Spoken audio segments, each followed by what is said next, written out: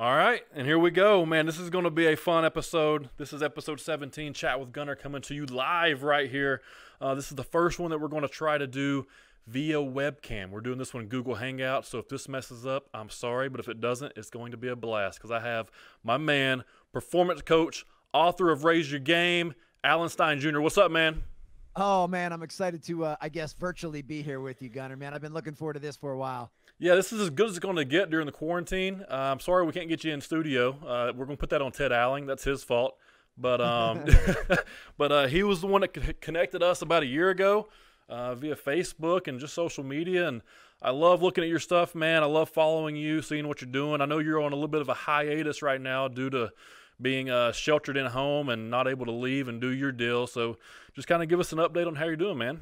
Sure, man. Well, yeah, I feel like we're Facebook BFFs ever since Ted connected us. Right. I love your posts. They inspire me big time. I'm not quite benching what you do, but still enjoying and trying to keep up. But yeah, you know, I'm a keynote speaker by trade. So my entire business has really been put on ice with this social distancing at present. So, you know, just trying to find some other ways where I can be of service and keep my sword sharp.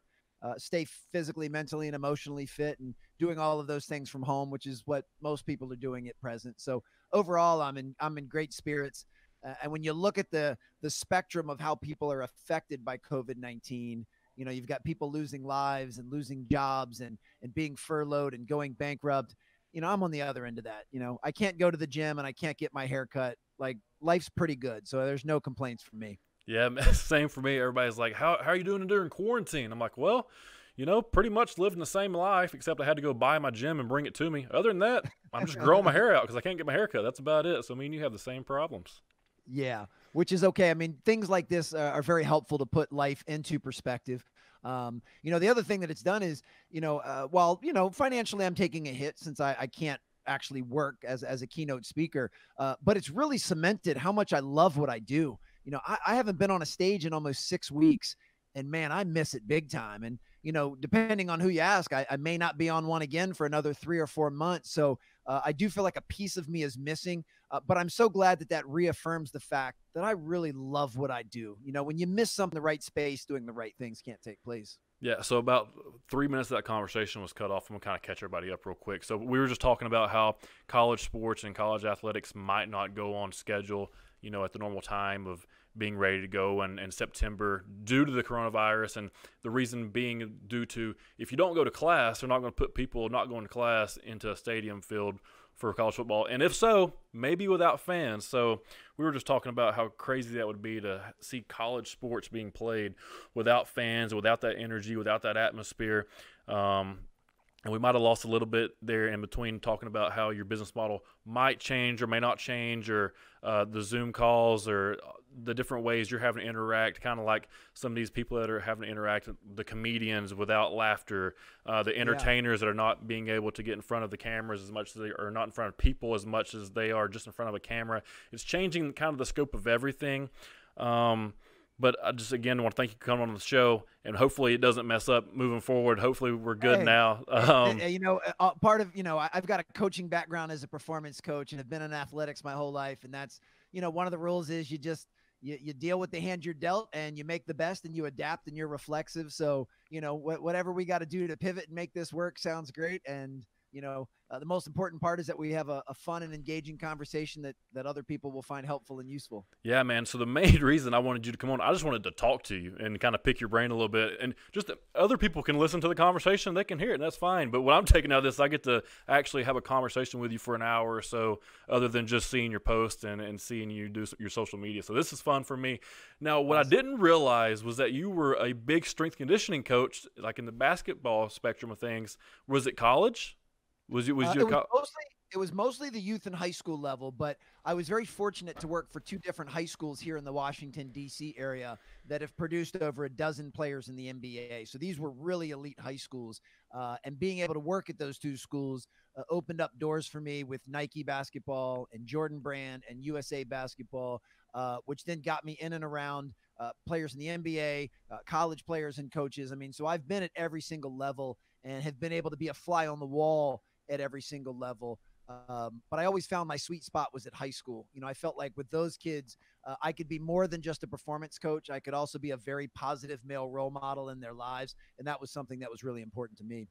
Yeah, so that's interesting you say that. So when I was in middle school and high school, even earlier than that, my dad was my strength coach, right? So didn't really like know all the ins and outs of like strength coaching, but he knew how to like make me work hard. So I would watch professional wrestling, see the guys on TV. They had big muscles. I wanted to be Stone Cold. I wanted to be The Rock. I wanted to be those guys. And then I got to middle school and to high school, I watched Rocky IV, and I saw Rocky cut down a tree with an axe and carry trees over his head and climb rocks. I'm like, so it's pretty much just hard work. So I watch all the Rockies, and I'm like, I'm going to start working out. I start following Joe DeFranco on my own. I start doing my own research, and DeFranco was really the program that I followed after doing like bigger, faster, stronger, which almost every high school program does that doesn't have a true strength coach. So I started doing my own research, fell in love with Joe DeFranco and his style, started doing the West Side for Skinny Bastards program. That was what I did all through high school. And then was lucky enough to get a scholarship to go to college. And that's where I really learned like, oh, I was doing everything wrong. This is how you work out, right? And I completely fell in love with strength and conditioning. That's what I wanted to do. It's what I went to school for. And then just kind of got out and life went a different way. But it's really cool to see that you did that, and that's what actually opened the door for what you're doing now, right? I mean, for the most part. Absolutely. I mean, everything I share on stage with corporate groups comes through the lens of someone that spent his entire life in basketball, an entire adult life as a performance coach. So, you know, all of the mindsets and rituals and disciplines that I learned from the best basketball players in the world, that's the stuff that I translate over to the corporate space now and teach folks how to use those same principles. But yeah, man, that the strength and conditioning field and the performance field, I absolutely loved it. You know, basketball, when I first started in the late 90s, early 2000s, there weren't very many people doing basketball specific strength and conditioning. You know, football had bought in hook, line, and sinker for decades previous to that. But basketball was really late to the game. And it's really neat to see here 25, 30 years later that strength and conditioning and performance work is a major staple with the best players in the world. I mean, you know, every single NBA team doesn't just have a strength and conditioning coach. They have an entire department of massage therapists and physical therapists and athletic trainers and nutritionists and Pilates instructors and you know, a speed coach. And I mean, it's really amazing how far that's come and how important that is to the game. And I think it's pretty obvious. I mean, today's players are bigger, faster, stronger, more explosive, and more athletic than they've ever been. And that's in every sport. Yeah. You know, I was watching something the other day, and it was a quick flashback to Refrigerator Perry of the of the Chicago Bears, and how at the time, you know, a 300-pounder was a rarity in the NFL. And now, you know, he would have been the smallest guy on any offensive line in the NFL right now. Isn't that crazy? I mean, it's just amazing how much that has changed each of the major professional sports. Yeah, and if you think the strength coach, I think that's the most important coach on the team, especially for football. I can't speak to basketball. I know you can, and you can tell me if I'm right. But for football, in the summer, that's who you spend all your time with. The other coaches can't necessarily be around you as much, or even during like dead periods. They can't really be around you during the spring and everything. So you spend all your time with the strength coach. The strength coach was my favorite coach at UTC, and he was almost like a father to me. Like we were together all the time. We were really close, and his name was Scott Brinks. He's now at the University of Richmond. But we had the relationship to where I earned his respect, he earned my respect, and it was to the point to where like we would almost fight some days, but the next second, we're hugging each other and loving on each other because we just said a PR on something. Like that's the type of passion you have to really have a good strength conditioning program and to see guys really make a bunch of good gains, you know?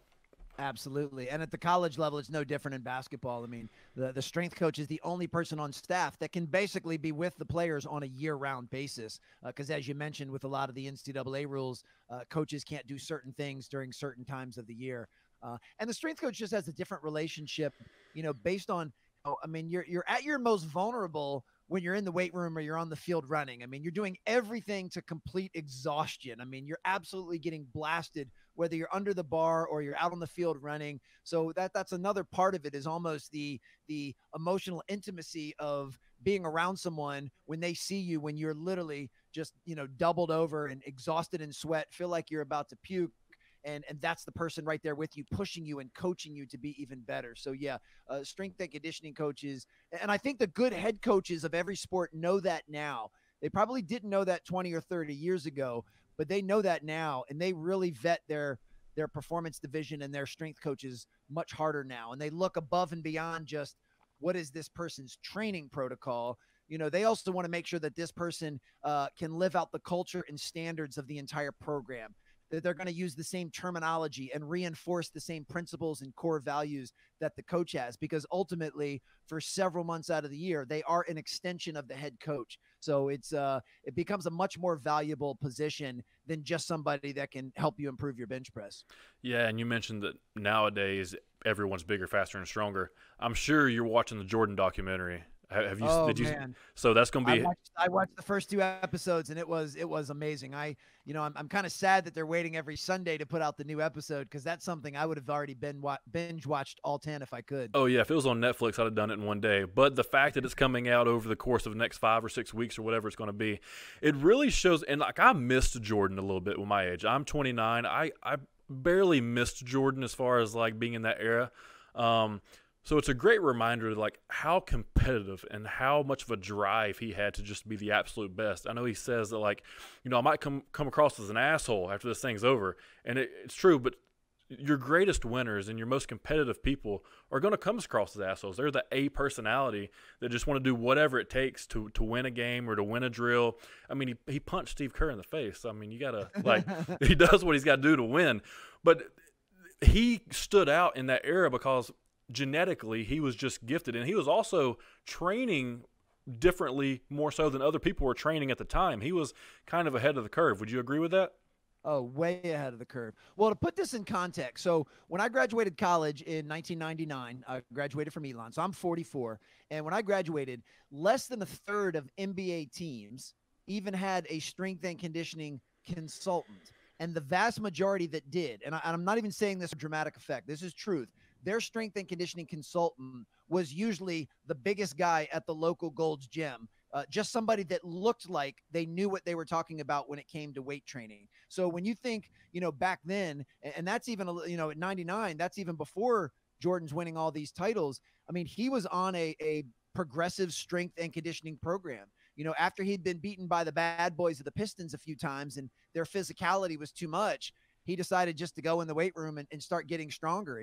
And if memory serves, I think he put on a good 10, 12 pounds of muscle so that he'd be so much more durable to play against their physicality. And then, of course, as the leader of that team, then all of a sudden you see Pippen start to get in the weight room, and Horace Grant and some of the other guys would follow along.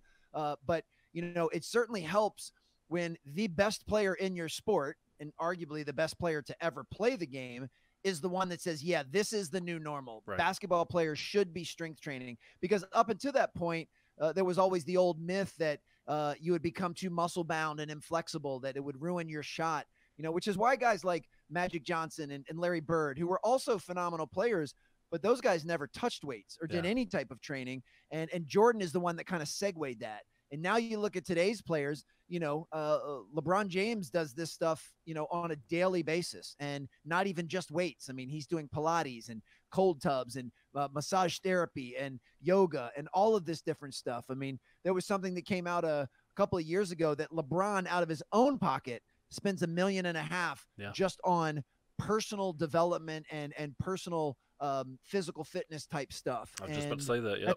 It's just amazing how far that's come from, in 30 years, from no one doing it to everybody doing it at an incredibly high level. And I think Jordan's the spark and the impetus for that. Well, if you look at Jordan, I believe it was Tim Grover was the guy he went to, right, as like his strength his performance coach at the time. Yep. And that was his only client. Like, he was paying him a certain amount to like say, hey, I know you're really good. You're only going to work with me for the most part. And then I guess it kind of spun off to where he was working with some other Bulls. And then he ended up doing some work with Dwayne Wade and some guys later on. So his book, Relentless, is a book that I kind of like to put into comparison with your book. Like, that kind of the same type of structure and same type of moral and same type of code. I mean, would you say that's right? That's not a slap into the face, right? Like, it's a great book. There are definitely similarities, and I read that as soon as it came out, and I've actually met Tim on several occasions, and I give him full credit for being the guy that really started kind of the private sector of professional sports training.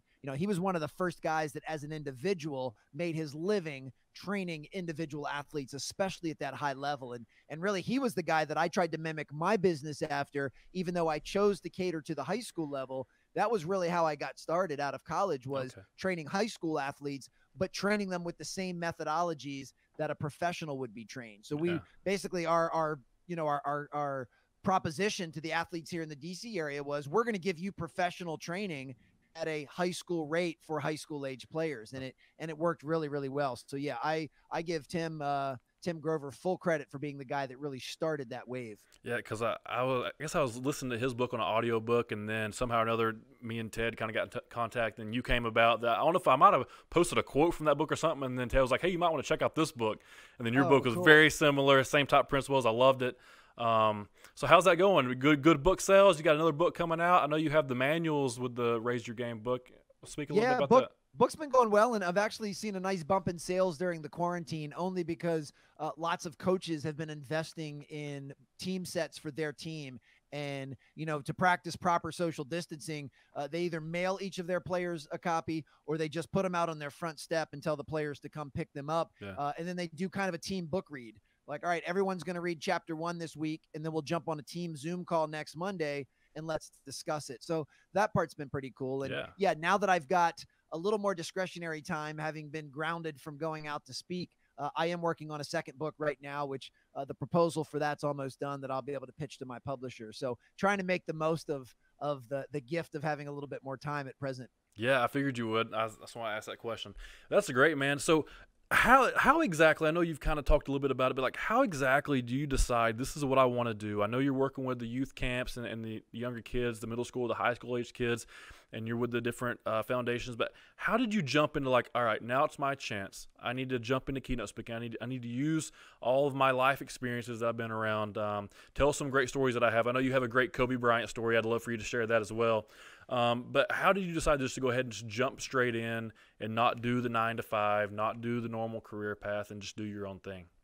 Well, I've never done the 9 to 5. And in theory, although I consider myself incredibly coachable and a great teammate, I've never worked for anybody else, So I basically started my own training business when I graduated college and specialized in working with high school players. And then as part of that, in addition to my training business, is when I worked at those 2 high schools that then got me some contract work with some different groups. So I've always been self-employed. So that portion of making the leap was fairly easy to me.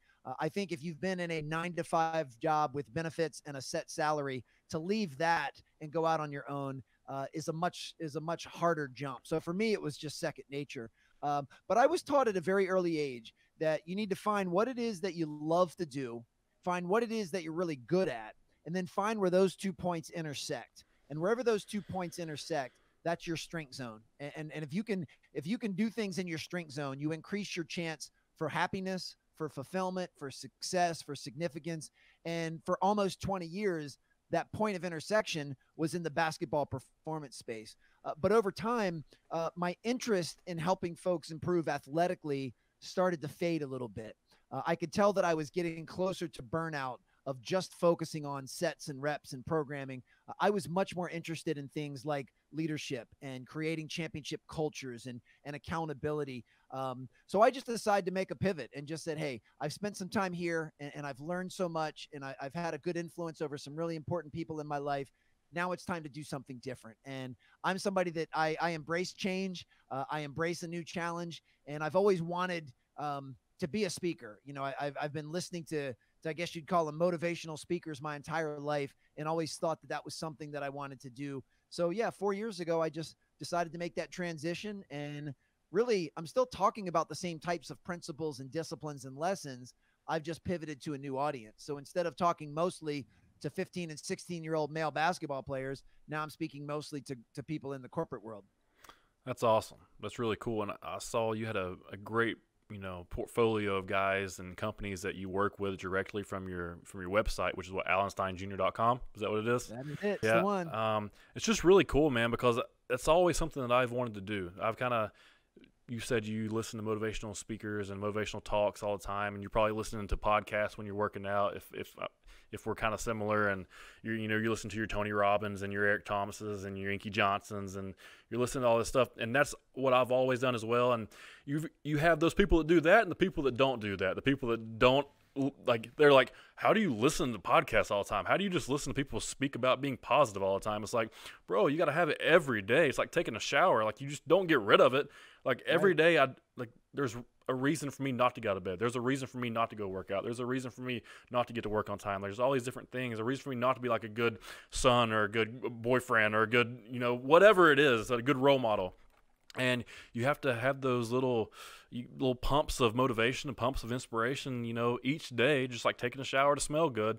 And that's how I look at it. Yeah. And what's go ahead. Oh, I'm sorry. No, go ahead. Go ahead, man. So Jim Rohn is probably a little bit before your time, because he's technically a little bit before mine. But I've studied some of the older guys in the game, and Jim Rohn, he says something to the effect of, you have to remember that the things that are easy to do are also very easy not to do. Like, it's easy to make your bed in the morning. There's nothing that challenging about making your bed. But as most people know, it's pretty easy to not make your bed also. Just to get up and go on with the day. So, where guys like you and I may find it easy to turn on a podcast or to watch a TED Talk or to listen to an audio book, it's just as easy not to do those things. But where people have to be very careful is the cumulative effect. What is the effect of not working on your personal development month after month, year after year? What happens is you wake up 10 years later and you realize you haven't moved very far along the spectrum, right? Because you chose the easy way each time. So yeah, I've always bought into that. And, I remember it was a very visceral experience. This would have been probably 12 years ago now. I was working, the NBA Players Association held a camp for the top 100 high school kids in the country. And I was the performance coach there, and they would bring in all sorts of speakers. And respectfully, most of the people they brought in to speak were former players and former coaches who were brilliant at what they did, but they weren't necessarily good speakers. You know what I mean? Yeah. Like I've been around some of the best college coaches in the world, guys that are literally in the Hall of Fame, but they're not very good at telling stories, and that's just not their thing. Right. Well, they happened to bring in a guy who was not only a former player, but he was also a professional speaker, and his name's Walter Bond. And he played a little bit in the NBA, but now and for the last 20 years has made his living as a nationally renowned keynote speaker. And he came in and spoke to us. And I just remember the entire time sitting there, like the hairs on the back of my neck were standing up. I mean, there were times during his talk that I was crying. There was times that during his talk I was laughing so hard I was doubled over. And when he was done, I just remembered thinking, man, I want to do that one day. Like, that guy just had all of us in the palm of his hand, that we were all hanging on every word. He had us on this roller coaster of emotions. He had some amazing stories and some great lessons, and he gets paid to do this. I'm going to do that one day. And then I just kind of put that thought, on the shelf for a little bit and continued in the basketball performance space. But it always stuck with me that was something that I wanted to do. So I just kind of saw the writing on the wall 4 years ago that it was a great time for me to make a leap and to do something different. Thankfully it's worked out really, really well. So when you made the leap, did you do it for a couple years, then write the book? When did you finish the book? Was that a year ago, year and a half ago? The book came out January of 2019, so the book's a little over a year old, okay. And it took about a year to write. But the decision to write a book was pretty early in my speaking when I made that leap, and that was for a few reasons. One, writing a book had always been on a professional bucket list for me. Like, I just thought that was something cool to be part of my legacy. I've read so many books that have had a huge impact in my life, and the thought that I could write something that someone reads and finds value in would be very fulfilling to me. So that was the first reason for doing it. The second reason was it got me to get great clarity on my message and to really organize my content. When I first started keynote speaking, I didn't have a great structure or flow to my talk. It was just kind of this collage of stories and lessons. I thought I told some pretty good stories and had some pretty good lessons, but there was no rhythm to it. There was no flow. It was just kind of like, let me just spew all of this out and you take in what you like. So writing the book and having to put thoughts in an organized structure that was progressive and sequential helped tremendously with the speaking. I mean, I say to this day, even if I would have never published the book, if it was just sitting here on my computer, the act of putting it together and writing it was one of the most valuable things that I ever did for my speaking. And then the third reason that I wrote it was to improve my credibility in the corporate space, because after spending 20 years in the gym in shorts and Jordans, I didn't have any credibility in the corporate world. You know, I'd started to build some brand recognition in basketball, but I had never had a corporate job in my life. So many times people make the inference that you know what you're talking about if you have a book. I mean, it doesn't mean that it's true, but it's a lot easier to knock on someone's door to inquire about speaking and then be able to hand them a book. And then they read the book and go, okay, this message would be very helpful for our team. So the book in some way, shape, or form is like a glorified business card, if you will. That makes sense. I haven't thought of it that way. Yeah, but it makes a lot of sense, though. Because, I mean, even, just getting you on here, it's like, hey, I got a guy on here with a book. That's pretty cool. Al Stein Jr., he's got a book, and he goes around and gives speeches. He knows what he's talking about. And he's a strength coach. Yeah, it's cool. And he's in the SoCon. Perfect. Yeah. It's like best friends, man. Hey, and speaking of streaks and doing things consecutively and consistently and letting it build up over time with a compound effect, you're doing some meditation. Are you still doing the fasting? Yeah, I do the fasting. I've changed it up a little bit on the quarantine. So I started intermittent fasting probably about 2 years ago, and was fairly novice at it when I first started, and really kind of stuck to that 16-8 routine, where for the most part I'd eat between 10 in the morning and 6 at night, and then the rest of the time fast. And occasionally I'd throw one in that was a little bit longer. And I liked the way I felt on it. I still had high energy. I found that my sleep was improved. I did lose a little bit of body fat, and I just felt good on it. So after about a year of doing that, I kicked it up to an 18-6 window and would really only eat between noon and 6, and occasionally throw in a 24-hour fast here and there, and was pretty consistent with it. I mean, every once in a while, I would go off of it, because I never want to be antisocial. So, right. If I came down to hang out with you and you're like, hey, man, there's a great burger spot, let's go get something to eat, I'm not gonna be like, sorry, Gunner, I can't go for another 2 hours. I'm fasting. Right. Like I'm not competing in anything. So this was all self-imposed. So in that case, I'd be like, yeah, man, take me to the burger joint and let's have a good time. But I was pretty consistent with it. And I've gone back to more of the 16-8 during the quarantine, just to loosen up a little bit. But overall, it works well for me. I'm not one of those guys that thinks there's any right answer for everyone. I think everyone needs to just kind of find what resonates most with them. So I'm a proponent of intermittent fasting, but again, I'm not some serious yogi that can go, and I don't do these 6-day water fasts or anything like that. All of that stuff does fascinate me, and I may toy around with it at some point. But for me, at my age, what's most important is that I'm healthy. I want to have a very long life and make sure that it's high quality of life. Right. I do want to make sure that I look good. There's a vanity and an ego component there, for sure, especially with summer approaching, be at the beach and so forth. But I also want to be able to perform my job very well. And my job certainly is high energy as a keynote speaker, but I'm also the father of 3 young kids. And I want to be able to keep up with my kids, no matter how old they get. I don't want to be one of those guys that, I can't even beat my 10-year-old sons in a game of basketball. Like I want to stay in pretty good shape for them as well. So those are the reasons that I choose to eat well and choose to work out consistently and really have my entire life. Yeah, that's the you got 2 very high energy jobs, keynote speaking and 3 kids. That's pretty rough. But yeah, man. So intermittent fasting with me, I've toyed around with everything. I've done in college. It was I have to eat as much food as I possibly can because I'm burning so many calories that it doesn't matter when you eat. You just have to eat whenever, just to kind of stay a certain weight. Since then, I've toyed around with type diet, the 6 meals a day. I've done the keto. I've done the carnivore. I did Game Changers diet, the plant-based thing after I watched it for a little bit. But fasting for me is by far the easiest thing to possibly do. Like and guess what? If you mess up, you get to restart the next day. You can go as long as you want to without food. So, I mean, you can mess up for a day and not eat for a day. And I really enjoy the, yeah, well, I enjoy the 1 meal a day, or like the 2-hour window of eating, like fast for 22 hours and then just have a real big meal, work out, and then eat again, get 2 meals in and a workout. It's kind of like, I feel like that's like the most anabolic way to do it if you're going to fast and then work out and try not to lose as much muscle. I mean, I know it's impossible, but I enjoy Right. it. But you But it's also, been fun. yeah. I love the posts that you make, and as an observer, man, it's really neat to see that you're able to lift the weights and have the intensity that you have, having not eaten many times for 20 to 22 hours before that, and still be able to have a peak level of strength is fascinating.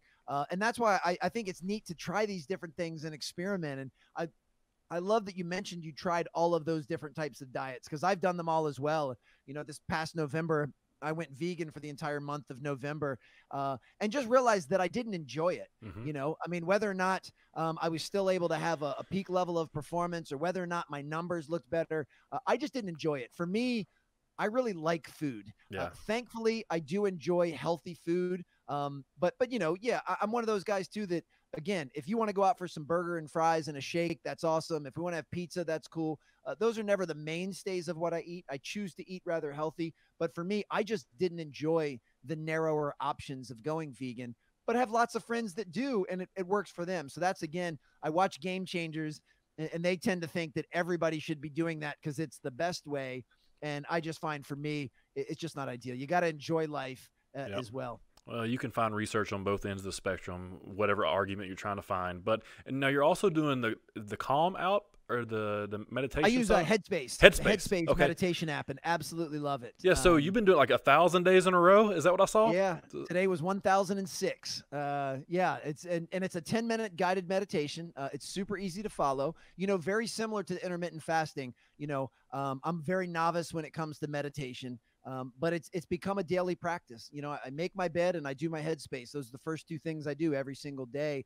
And it's just allowed me to start the day in a more mindful and grounded and aware way. And I enjoy that. And then the competitor in me, now that I have this streak going, I'm not going to let that streak elapse for anything. So it's been kind of neat. And it's really proof that little things done consistently can have very big results. Because, if someone listening to this is like, hey, man, I did a 10-minute meditation the other day and it didn't do anything for me.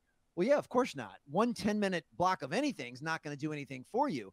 But I'm living proof that 10 minutes a day for 1,000 straight days can have a huge impact on your ability to be in the present moment, on your ability to regulate your own emotions and not get rattled and stay poised, your ability to stay focused on something right in front of you. So those little things make a huge difference. No different than, if you were to do 10 to 15 minutes of a certain exercise or interval work, or follow a certain diet continually and consistently, you'll start to see big changes. Yeah, and you talk about, being present. I was listening to the TED Talk that you did, and your message there was, where your 2 feet are is where your heart needs to be, and where your mind needs to be. And I thought that was a really cool message, because a lot of times, we'll kind of go on autopilot and we'll get lost in our phone, and we'll be plugged in, and we think we're relaxing because we're not at the job, or we're not, in a hectic space, and we're just on Facebook or LinkedIn or Twitter or Instagram or whatever, and then 2 hours goes by, or then you watch Netflix and then another 2 hours goes by. So for you to kind of just put that message out there, to be mindful and to be present, and to, enjoy the people you're around. If you're at work, be at work. If you're working out, be working out. If you're with your family, be with your family. So Yes. that message that you spread is very valuable for sure. Well, thanks. And I will say that while that component is very basic, and I believe it with every ounce of my being, it's incredibly challenging. I mean, there's nothing easy about being present, because we're all being pulled in a million different directions and constantly bombarded by so many different distractions, many of which are on our phone, as you mentioned. So there's nothing easy about being present. And where I can say I'm proud of the progress I've made is I'm more present, more consistently today than I've ever been. But I hope if you and I do meet in person, say a year from now, that I'll be even more present then than I am now. So it's not really something I think you ever achieve and can finish. It's very much like fitness. You can get in the best shape of your life. Well, if you don't keep doing those things, you're not going to be in the best shape of your life anymore. Yeah. I mean, if you put your flag in the ground and say, hey, everybody, I'm as strong as I've reached ultimate strength. Well, that's great. But if you don't keep lifting weights, then eventually you're going to atrophy and that strength's going to go away. And it's the same thing with being present. It's not easy to be fully present with your children when you have this big work project looming the next day. Or it's not easy to be focused in a meeting when you know that you should be at home or at the beach with your children. So these things are definitely not easy, But if you want to improve performance and happiness, then you have to focus on trying to do them. Because if not, if you're not fully present where you are, there's no way you can maximize your performance. And that balance is really key. If you look at a guy like Tony Robbins, he preaches the box theory, I guess you could say. It's like your body, your mind, your relationships, and your finances. Like most people are usually good at one of them. Like they pick one and then they kind of suck at the rest. Or the people that are good at two of them and the other two suck. The people that are great are good at three of them, one sucks. And the people that are extraordinary are good at all four, and they somehow have a balance, you know.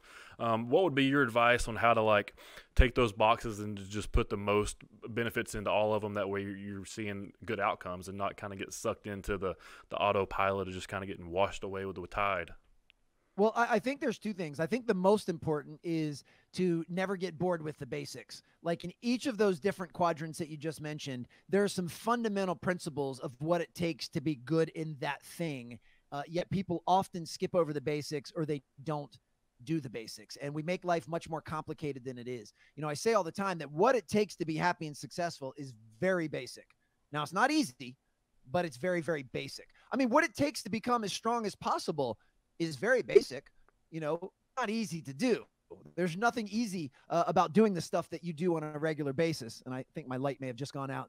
But yeah, the concepts of getting stronger, you know, progressively overload your muscular system consistently over time, and then feed yourself enough calories to sustain that growth. Like that's it in theory. But obviously going in and putting in that work there's nothing easy about it. So, you know, and what's interesting is most people know what they're supposed to do in these different areas. They just don't do it. You know, most people know that you're not supposed to ring up a ton of credit card debt, that you're supposed to live within your means, that you're supposed to put money away in savings and for retirement. I mean, people know those things. But if you look statistically, very few people do those things. People know that they're supposed to be physically active most days of the week. People know that they're supposed to eat healthy foods. People know that they're supposed to get 7, 8, 9 hours of sleep. They know all of these things. They just don't do them. Yeah. And you could do this in any area. Relationships. You know that you're supposed to spend quality time being present with those that you care about. But people don't do that. So really the key to being good in any of those boxes is to not get bored with the basics and to do the things that you already know that you're supposed to do. And you talk about the basics, and that brings me to a story I want you to tell. You were at a camp with Kobe Bryant at one point, and you said that, well, you can tell the story about how you showed up early, and he's, you know, kind of bores you with just the basic drills that he was doing at a very high level, if you don't mind. Yeah. Well, what I think I'll do, because I don't think I can do that story justice at present. What I'll do is, and I don't know how if you put show notes in or a link, but I think a link to the video would actually do a better job than the way that I would tell it. But in summary, not to leave anybody hanging, yeah, I had a chance to watch one of Kobe's private workouts really early one morning during the off season. And I just remember being blown away at the simplicity of the drills he was doing. He was doing such basic footwork and offensive moves drills. And, you know, at the time when I watched him, he was the best player in the world. And I had this naive assumption that he was going to be doing some drills with a lot of sizzle, you know, some sexy, wild, crazy drills. And instead, he was just in there working on the fundamentals over and over. And that line, never get bored with the basics, is actually his line. That was exactly what he said to me when I asked him why he was doing such basic drills. And ever since then, I've tried to apply that to every area of my life. It's like, all right, if I want to be good financially, what are the basics of being successful financially? And let's do those things. If I want to have fulfilling relationships with my children, what are the basics of any good relationship? If I want to get my body in great shape, what are the basics of doing that? And don't skip those. And that's where I think too, the bombardment of hacks and different gimmicks and things online that we're hit with every minute of every day, they often look for ways to kind of cheat the system. Yeah, 5 minute tabs.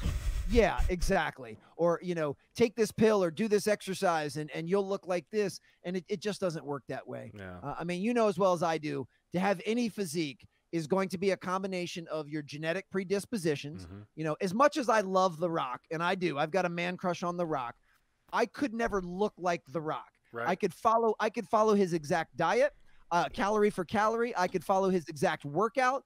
Clearly wouldn't be able to lift as much weight, but I could follow exactly what he does, and I would still end up looking different than he does. Yeah. So it's not about trying to be like someone else. It's trying to figure out, what is the end goal for me? What does good look like to me? Or what does success look like to me? And now let's work backwards and create a process and a system based in fundamentals that will allow me to get there.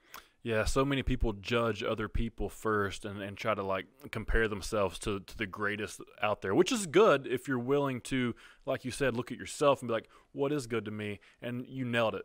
Put together a plan, work backwards. Don't put together the plan to get somewhere. Figure out where you want to go and then build your plan backwards. I've always heard that, and that's been one of the first things I've ever done as far as building any plan. Like when I was doing the DeFranco program in high school, I wanted to bench, 315. I wanted to squat this, so I had to work backwards. When should I be able to do this? In 12 weeks. That's when you should be able to do it. You do the plan, you do the work, you put in all the effort, you show up every day, you miss some, you make most of them, and guess what? You can bench 315 in 12 weeks. If you struggled a little bit, maybe 14 weeks. But still, if you set your goals high and you fail, you still are going to, land further than you were going to if you didn't set any goals whatsoever. Yeah. And like with the bench press, for example, the cool part is much of that progress will just come 1 or 2 reps at a time. Or adding those little, we used to call them the potato chips, the 2.5 pound weights that nobody ever seems to use in the gym.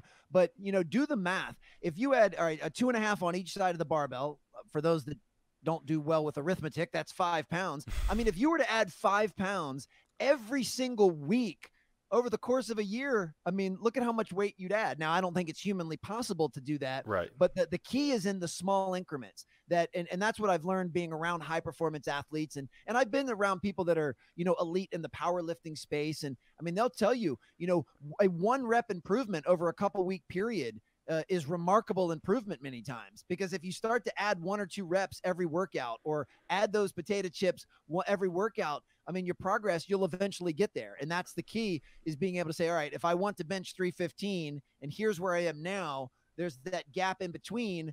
What's the progress that I need to make? And many times that progress is very incremental. I mean, if someone has the goal of writing a book, if you were to just write, for 15 to 20 minutes a day, every day, within a series, within a couple months, you'd have the equivalent of a book. Yeah.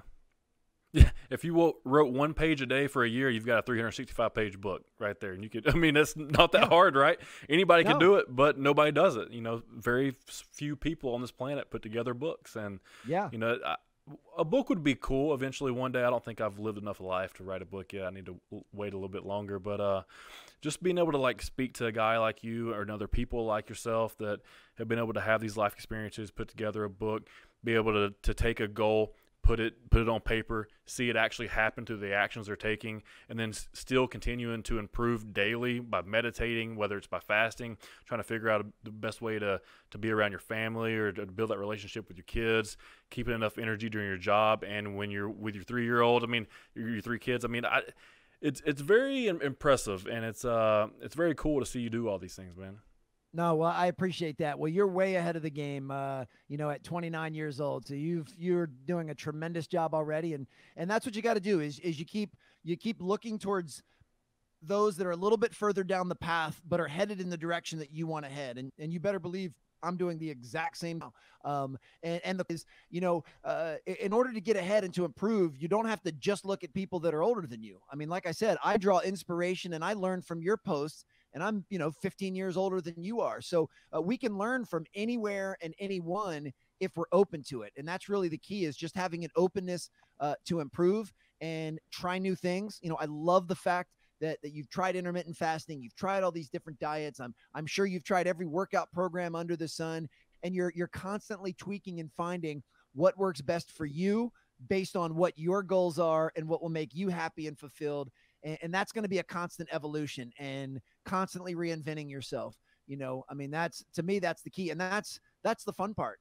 I mean, if at 44 years old, barring something unforeseen, I'm at about the midpoint of my life. Statistically speaking, there's no reason I shouldn't, be right at about halftime. And if I can take everything that I've learned in the first 40 plus years and apply that to the second 40 years, man, this second 40 is going to be phenomenal. That's a good way to look at it. That's a great analogy right there. That's really cool. Well, hey, man, a couple questions for you just to be selfish about this. It doesn't have to be like a crazy podcast. I saw you were on the On It podcast with Aubrey Marcus. Yes. How was that? Oh, it was phenomenal. I'm a big Aubrey Marcus fan. Me too. In a variety of capacities. You know, I love that he believes what he believes and has such strong convictions and doesn't really worry too much about what other people think about that. I mean, Mm-hmm. he really is his own person, and I really respect that. And I love everything he's done in the performance and development and health and wellness space. I had an opportunity to attend a weekend retreat that he was hosting, and that was my first time meeting him in person, and just really enjoyed his perspective and his mindset and the people that he had brought together. And yeah, being on his show was really cool because he's got such a massive following and listener base. So I had a lot of fun chatting with him. So if this goes to a question I'd ask myself, like I know which podcast I eventually would want to be on at the end of the day, but like which podcast do you want to do that you haven't been able to do that you would love to be on? You know, it's an interesting one. Of course, my ego and vanity and almost selfishness wants to be on the biggest ones. I mean, who wouldn't want to be on Joe Rogan or Tim Ferriss or Lewis Howes or, you know, some of those guys that just have millions and millions of downloads. But you know, honestly, it's all about the conversation. And I've enjoyed this conversation as well as any that I've had. And it's always about being able to serve the listener. You know, to me, it doesn't matter if someone's show has 10 listeners or 10,000 listeners or 10 million. I want to be able to serve the people that to invest their time into something that I have to say. So yeah, of course I'd love to be on the really big name ones, but I'm not real worried about that. You know, I was tallying some things up because I'm a record keeper, and I've been a guest on close to 250 podcasts now. The vast majority of those in the past 18 months since the books come out. Man, what an absolute blast. We had Alan Stein Jr. on the show today. It cut off there briefly with us in studio at the very end. If this is kind of flowing a little bit weird here at the very end, apologize. But as you could tell, Alan is a great guy. He's a high-performance coach, not only in the basketball realm, but pivoted, as he said, that was his word, over into, just taking those principles and taking those skills he learned, those leadership principles he learned in sports and moving them into the corporate world. And just really crushing it, man, just crushing life. He's doing what he wants to do. He's not working for anyone. He's self-employed, and he's living life on his terms, which if you can do that, by all means, do that, because if that's what makes you the happiest, and that's where you can, you take your strength and your skill set and move it into that area of something that makes you truly happy, it's going to make you overall just a happier person in your life. So had an absolute blast talking with Alan. Hopefully this episode was not too choppy, but let's wrap it up, man. So go over to YouTube, share this, subscribe, hit that bell notification, go to Apple Podcast. On the Apple Podcast, scroll down, leave a 5-star review, leave a written review, and put in there that this is the best podcast in Chattanooga. Now that we've done our first webcam guest, we're going to start reaching out to some more higher profile people such as Alan, and see if we can get some more people on this show as guests and be able to talk to them and just try to get a little various amount of people in here from some different spectrums and try to talk to people that I could have good conversations with, along with getting some people in here from Chattanooga in studio as well. So I appreciate all you guys listening. I appreciate to all you guys sharing. I appreciate to all you guys supporting the show. And we will see you next week on episode 18. All right, peace.